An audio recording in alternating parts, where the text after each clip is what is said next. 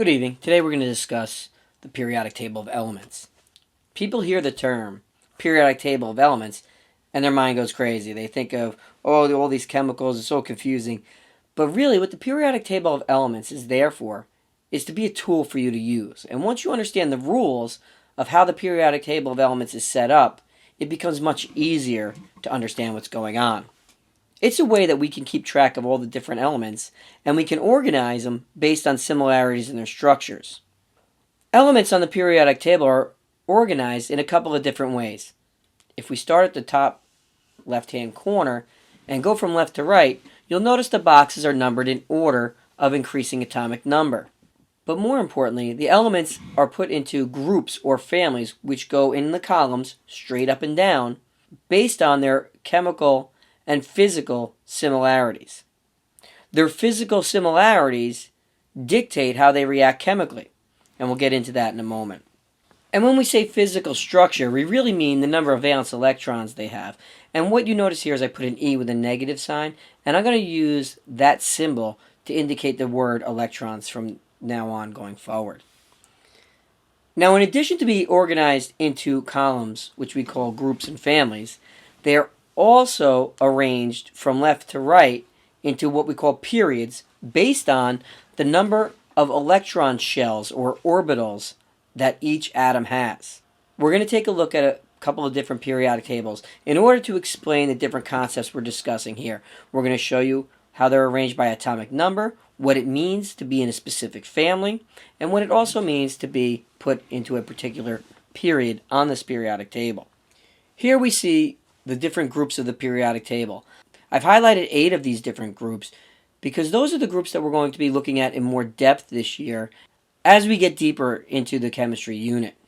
You have 18 groups or families going up and down across the periodic table, and we number them from 1 to 18. Group 1 is called the alkali metals. They are the most reactive metals on the periodic table. Group 2 is called the alkaline earth metals. They are the second most reactive metals on the periodic table. You may notice that these two words are very similar, alkali and alkaline. One of the ways that helps me remember that alkaline is the second group and alkali is the first group is that alkaline is a larger word than alkali and 2 is a larger number than 1. We're not going to get too much into groups 3 through 12, which we call the transition metals, this year. But you should know that they are metals and they do exist. There are 2 other groups on the periodic table that have special names. Group 17 are called the halogens. They are the most reactive nonmetals, and they like to react many times with the alkali metals or the alkaline earth metals. Group 18 are called the noble gases. The elements that make up the noble gases have a full outer shell, so they don't react with any other elements. The other 4 groups are named after the chemical that is at the top of each of their columns. 13 is called the boron group or family. 14 is called the carbon group or family. 15 is called the nitrogen group or family.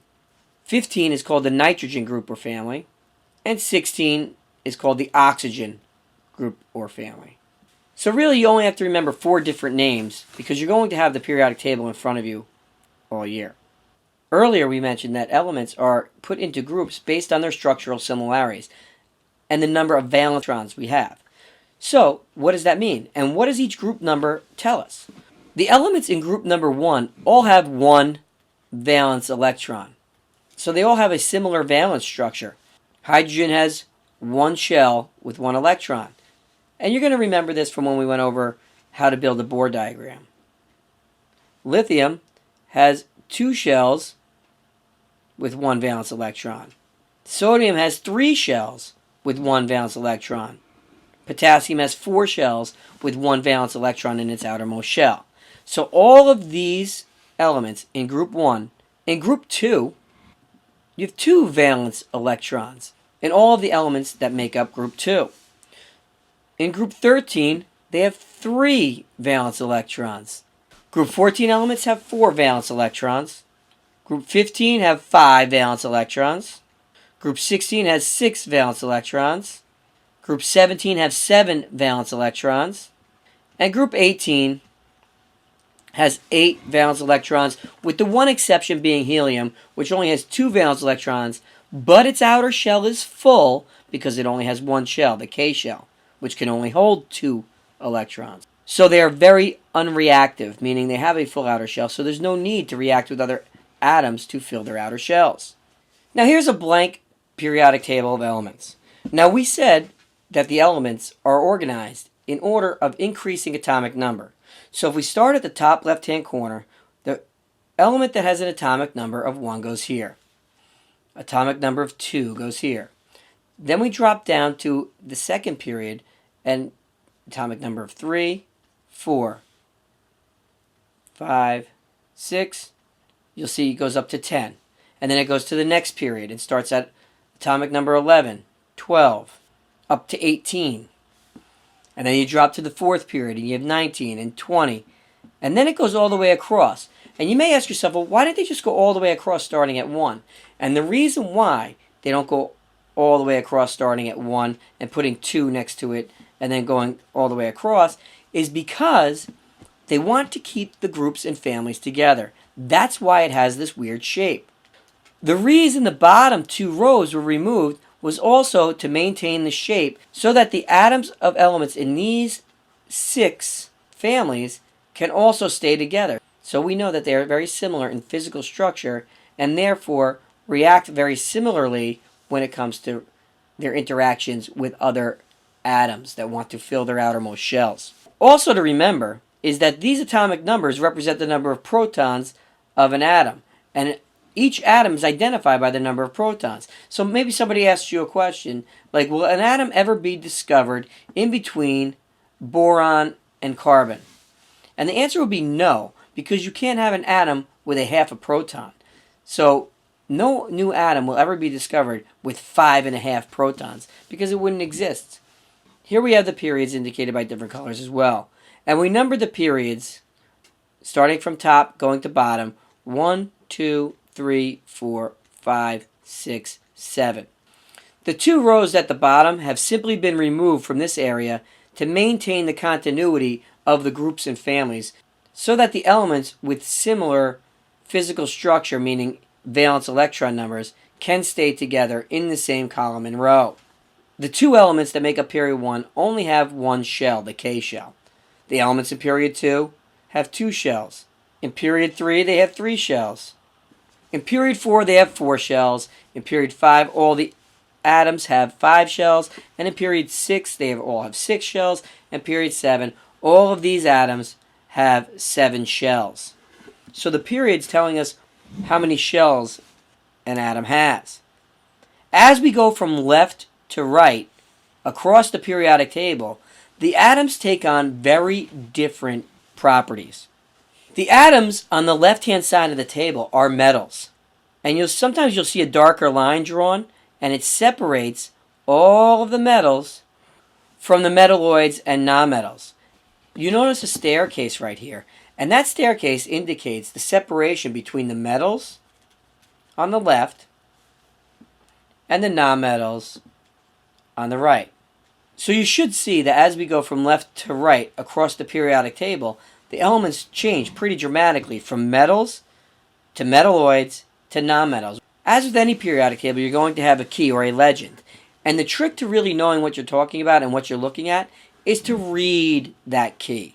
So on this particular periodic table, if we look at any element box, we're going to find, this one says lithium, so you'll find that it's telling you what the atomic number is, so therefore you're going to know the number of protons and electrons in a neutral atom.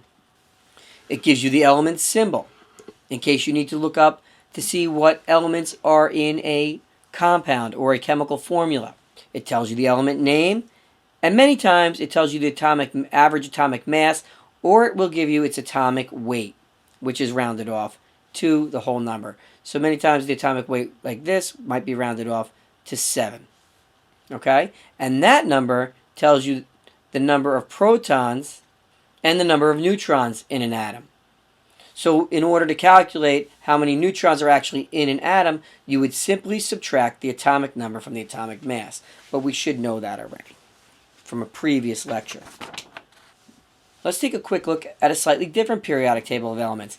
All the information is the same, but you just have to read the key to understand it. So each box on this particular periodic table gives you the atomic mass in the top right corner, the atomic number in the top left-hand corner, the element name, and the element symbol. It tells you on the left the period. Going across the top, it numbers the groups from 1 to 18 across the top. And you should know that each group number tells you the number of valence electrons of the atoms in it. So all the elements in group 1 have 1 valence electron. In group 2, 2 valence electrons.